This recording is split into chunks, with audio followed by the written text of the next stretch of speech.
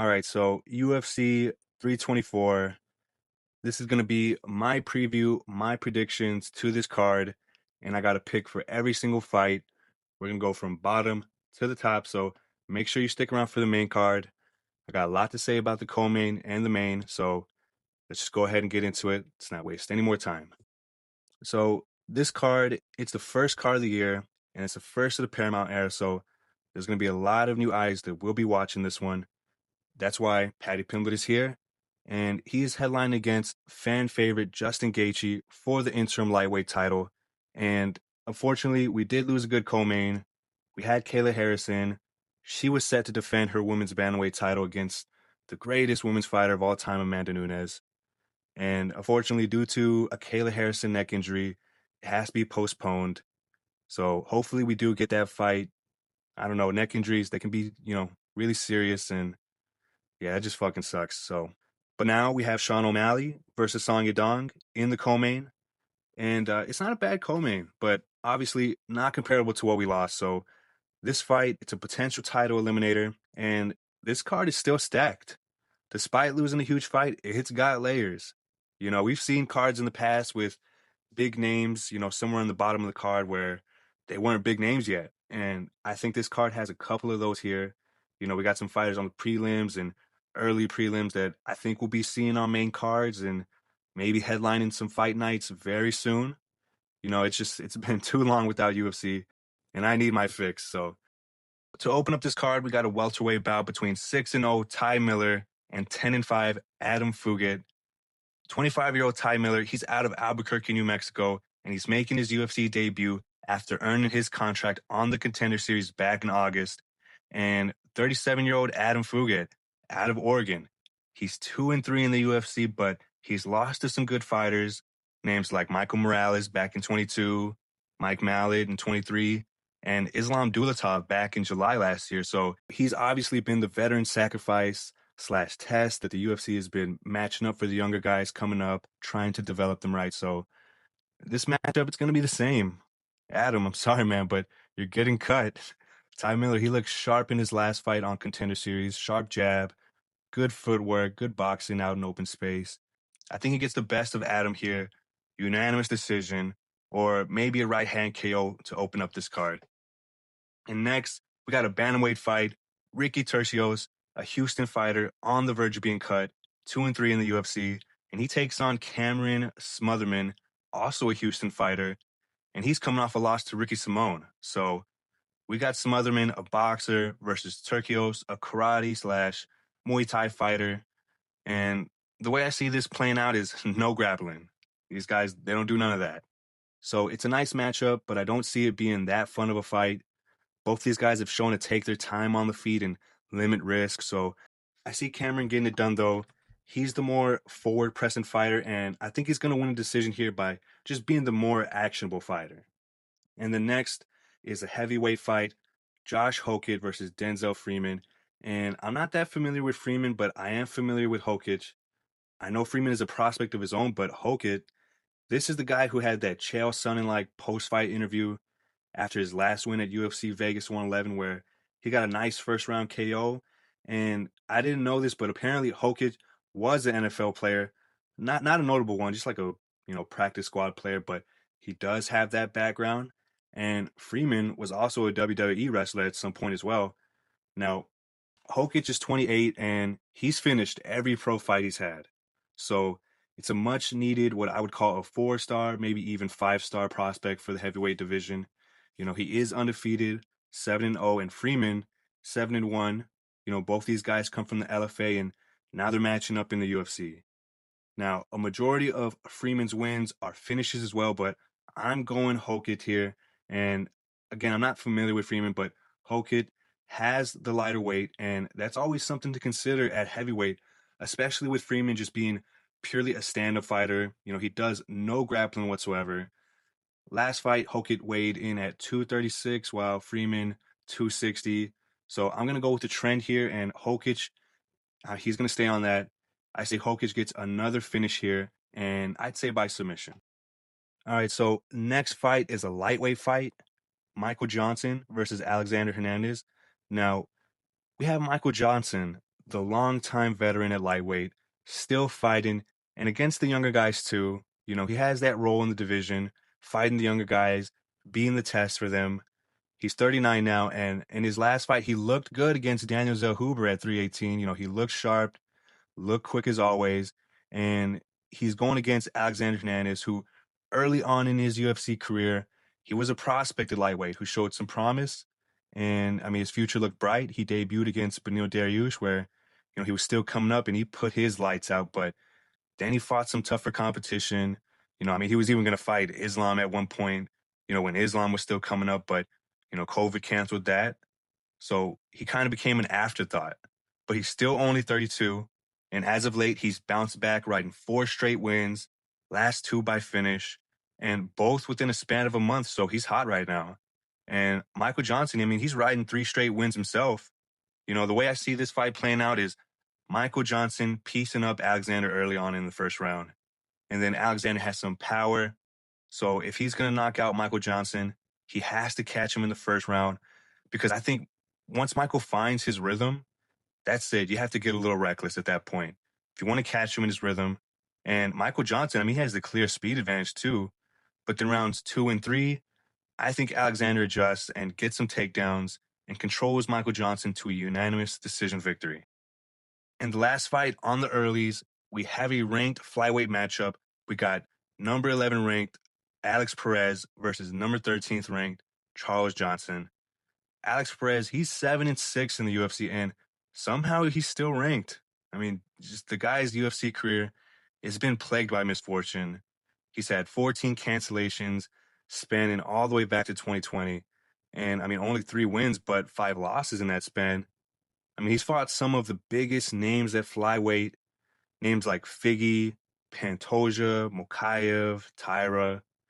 He's still younger, only 33, but it seems his prime was rode out by all those cancellations and injuries. Now, Charles Johnson, 7-5 in the UFC, he's 5-1 in his last 6. Not to take anything away from him, he is a real problem in this division, but I think as of right now, he's most known for his Josh Van knockout. And not many people are paying enough attention to how good he actually is. And also, he beat Loner Kavanaugh in his last fight, too. And some of those losses earlier in his career, they were against some good fighters, Mokaev and Durden to note there. So I think he's hot right now and he's getting better, even at 35. So this has potential to be a banger fight. Both guys can scrap. Alex Perez, he has power and he's got the edge in wrestling, but if he's going to beat Charles Johnson, I think he has to work the calf kick and get Charles' mobility off because they're actually both similar in how much forward pressure they add. I think Charles is a little more aggressive on that front, but Charles is hard to hit, and Perez is not so clean on the feet. He throws a lot of power shots. He throws big hooks out there, leaving his chin as open as can be sometimes. And Charles is a big flyweight. And for as big as he is, he still has fast hands, sharp kicks, with a higher accuracy too. So I think Charles is just an overall better fighter, if I'm being honest. Like, I think Charles right now is actually more in that top 5 range of flyweights, while Perez, honestly, I think Perez is ranked about right. Somewhere in that 12 to 15 range, I'd put Perez. So I think if Alex can't wrestle or get to that calf of Charles, I think this plays out with Charles getting just a unanimous decision win. But I think within that, it will be a good scrap. Charles is defensively sound and fights in that mid-range, so I can see him piecing up Alex, but, Alex is going to keep coming forward, throwing those big shots, and some are going to land. But if he can't finish Charles, I think Charles is getting the better of him. So that's that for the earlies. And now we move on to the prelims. And it's a short prelims, only 3 fights.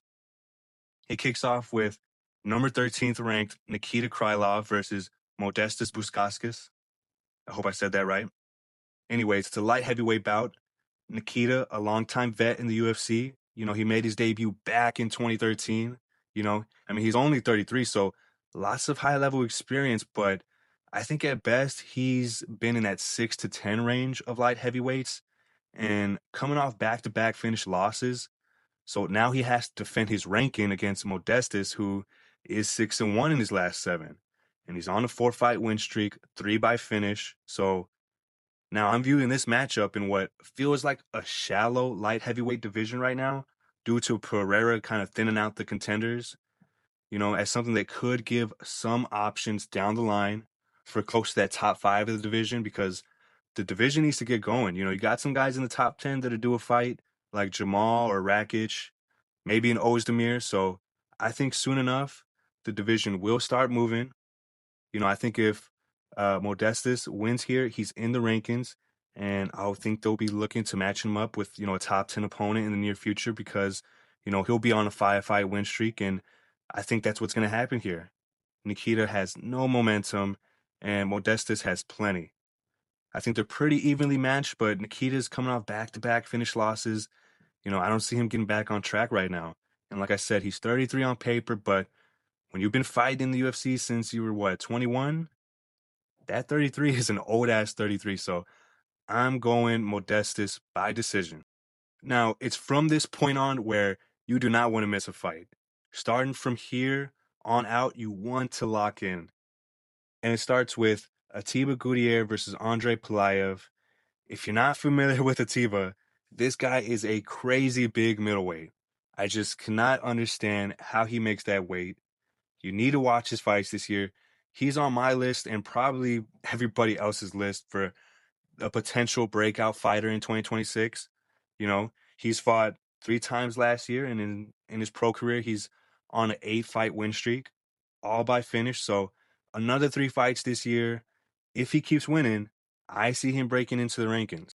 He's just a freak at middleweight, man. Andre, I'm sorry, but I think Katiba is going to knock you out. I think it's almost a foregone conclusion, and I'm sure he's well aware of Atiba's power, but I think all Atiba needs is one good strike, and you're on your back defending the ground strikes. I see Atiba getting the first round KO finish here. All right, next, I think we have another fight that's pretty much said and done. We got Umar Nurmagomedov versus Davidson Figueiredo.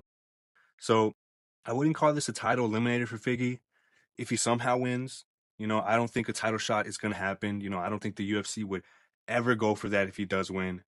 I think that definitely makes the co-main an even stronger title eliminator because Umar, I mean, he should be a huge favorite on this.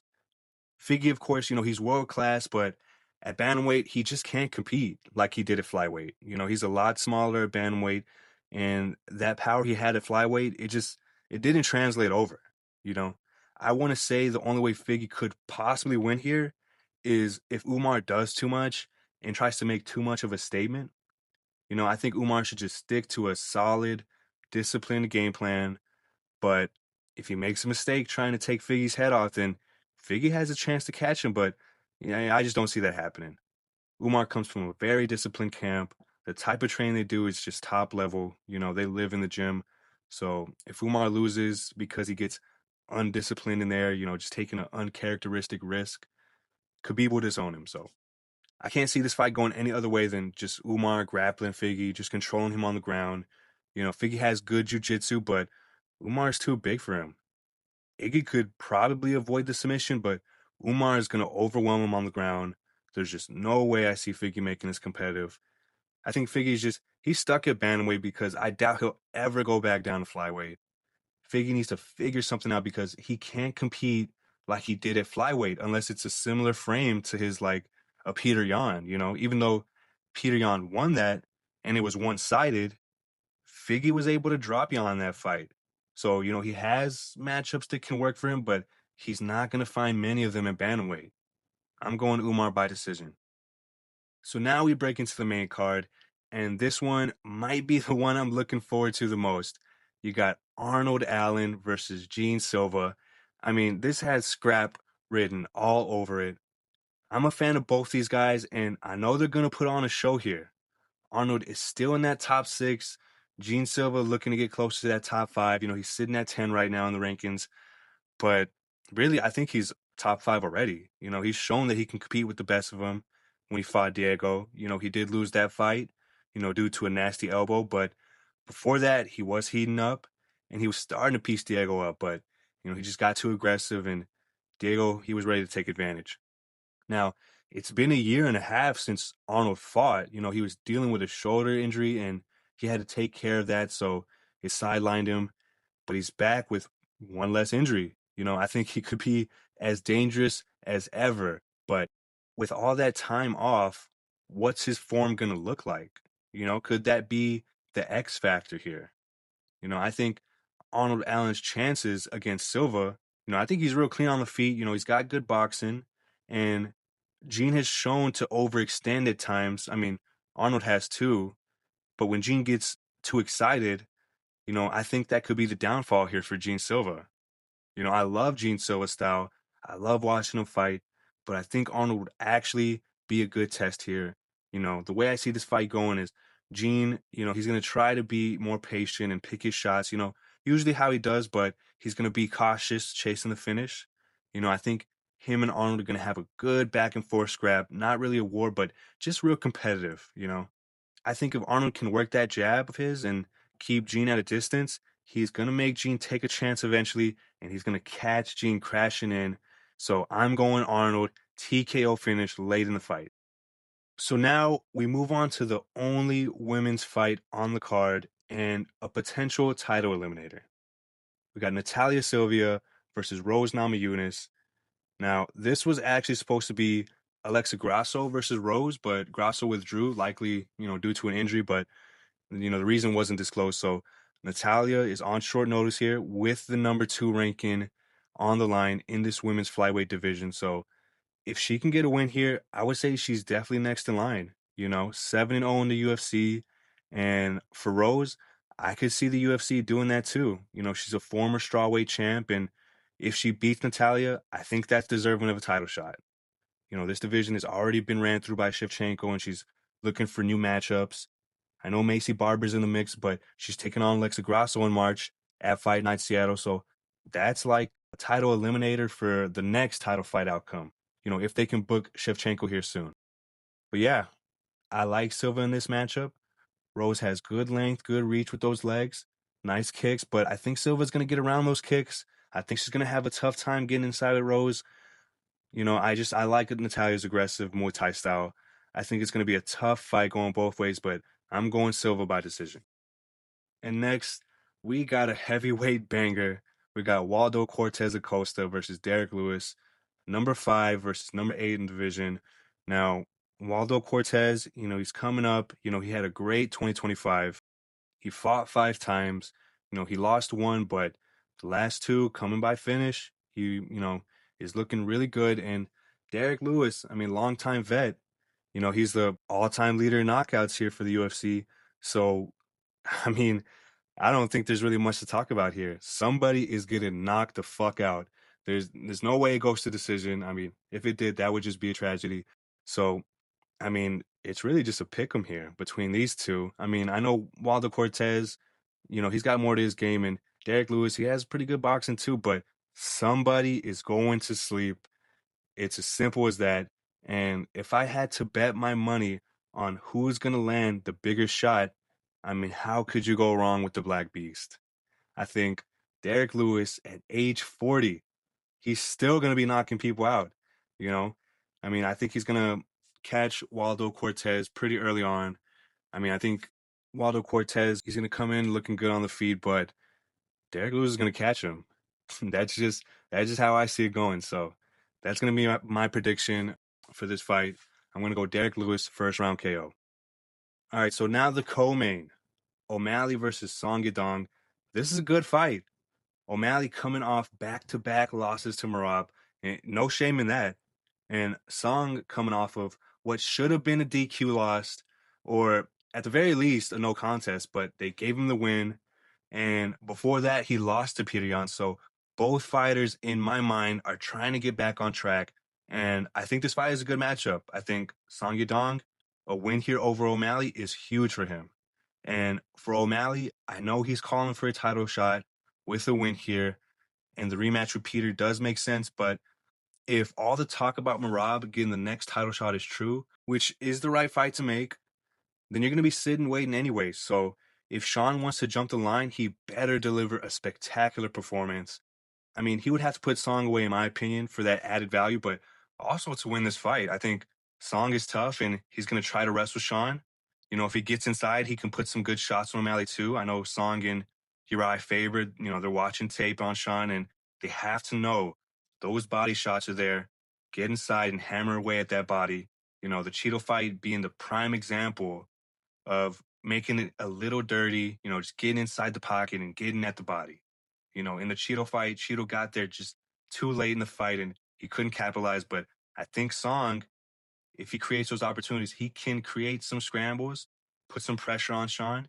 And I think Song can beat him if he closes the distance, but it's going to be hard for Song to do that without eating any shots. So Sean is a sniper and he's going to use that length to his advantage. I'm thinking Sean has to come with something a little different. I feel like it's at that point in O'Malley's career where I just know Song is going to try to attack those known weaknesses. So if Sean can't address those weaknesses in this fight, I see Song having tons of success. And, Sean hasn't fought a 3-rounder in, I think, since like the Peter Yan fight. That was like 4 years ago. So how is he going to approach this fight knowing it's 3 rounds? If I'm Sean O'Malley, I would turn back into that volume striker he was earlier in his career. These days he's more of a precision striker, right? So I believe that's what he needs to do to switch it up and take Song out of it. So the way I see the fight playing out, I think O'Malley is going to prove to be too much for Song on the feet. I think he's going to turn that volume up. I don't think Song is just going to be enough of a force to get O'Malley down. I just see O'Malley eventually punishing those entries and maybe take Song out, but I'm going decision O'Malley. Now, the main event, the fight everyone's talking about for one reason or another, it's finally here. And this is the battle for who gets slept by Topuria next. It's happening. So, Justin Gaethje versus Paddy Pimblett. So look, with this fight, Justin Gaethje, a known banger. He's being put out there by many as, bet the house on him pick because Paddy is the favorite here. And I mean, for obvious reasons, right? He's younger, he has all the momentum, but there's just more to be said there for why he's the favorite. People, they're just so dismissive of him. And I get it. He didn't look the best versus Tony Ferguson. He arguably lost to Jared Gordon, which I think he did. He beat up a 40-year-old, no technique, all athleticism Michael Chandler. There's many things to point at here and on both sides too. I mean, Gaethje has his flaws. He's made us doubt him before, but because of Paddy's character and his attitude, everyone just wants to see him lose. Well, everyone outside of the UK at least. So, how does this grappler versus striker matchup play out? People are downplaying Paddy's skill. We know he has good grappling, which I would imagine is going to be the most important part of his game plan, but Paddy has a good kicking game too. I'm sure he's going to use those kicks to keep Gaethje out of range so he doesn't get in that boxing range. That seems to be where Paddy's defense is very weak, is inside that boxing range. But those kicks, they will wear Gaethje out too. Paddy has heavy kicks and he lands them good on the body. And as far as Gaethje's kicks, he has those infamous low kicks that, you used to just wreck calves. Used to finish people with that. But nowadays, he seems to kind of throw them less often, and I think he should stay away from them here. I think those low kicks, they would be great opportunities for Paddy to create scrambles. And, I think that's going to be Paddy's main game plan is to create entries. He's going to do it by creating scrambles. Gaethje, he's nearly 40 years old, and it just feels like he hasn't invested in his grappling this whole fucking time. And I think that's what makes him the underdog here. Paddy does a real good job of just doing shit like throwing up a triangle out of those clinching moments, out of scrambles. I think, especially if Gaethje gets pressed up against the fence, those lack of grappling fundamentals, it's going to play right to Paddy's strengths. I can definitely see, and I'm willing to bet you, Gaethje is going to expose that neck again at some point during these scrambles. But if this does end up going to the later rounds, I'm thinking Paddy is getting knocked out because I think if the fight goes long enough, Gaethje's going to land enough and eventually hurt you really bad. I mean, historically, that's how those fights go with Gaethje, well, the only exception to that being the Max Holloway fight. So I just see him catching Paddy if this fight goes on long enough, if he stays patient enough. I mean, how is Gaethje going to catch Paddy? Well, I can see him throwing that overhand and catching Paddy kind of like he did James Vick, where Vick was peeling off the fence going one way and Gaethje just tagged him. I don't see the uppercut being a good choice for Gaethje because he tends to kind of throw it from real low, so he kind of has to duck down his head. And I mean, we all saw what Paddy did to Michael Chandler with that knee that busted up Michael Chandler's face. So if I'm Gaethje, I think that overhand is plenty to get Paddy out of there. He just has to stay patient and, just got to stay in it long enough to land it eventually, at least in my mind. So this is tough. It's hard for me to say because it's a real close one, but I have to go with Paddy here. I think he's just so good in this one area, the grappling. And even though we always hear about, Gaethje, he's this all-American wrestler background, it just doesn't show at this level. You know, at some point along the way, he abandoned that. He realized he had knockout power in both hands. And now he's just underdeveloped in that area. You can't go into a fight against Paddy like that. So I think Paddy's going to get his toughest test for sure. I can see him getting smacked with a few good ones from Gaethje, but he has a good chin from what we've seen. And I think Paddy's still going to come into this fight a better fighter than his last fight. I think he's going to be a lot more measured. I think he's going to come in with a good game plan and he's going to stay on it. I think his team, Next Generation, doesn't get enough credit for how well they've done with Paddy in the UFC and how much he's improved fight over fight. It just all gets underplayed. So I'm going Paddy, round 3, ground and pound stoppage. That's what I'm going with. So let me know what y'all think. Let me know where I fucked up. Let me know if I'm stupid. I want to hear all of it. Thank you so much for watching. If you enjoyed this video, give it a like. Help us out. Please sub to the channel. And if you like this video, check some of my other videos out. Thanks again. I really appreciate it. Bye.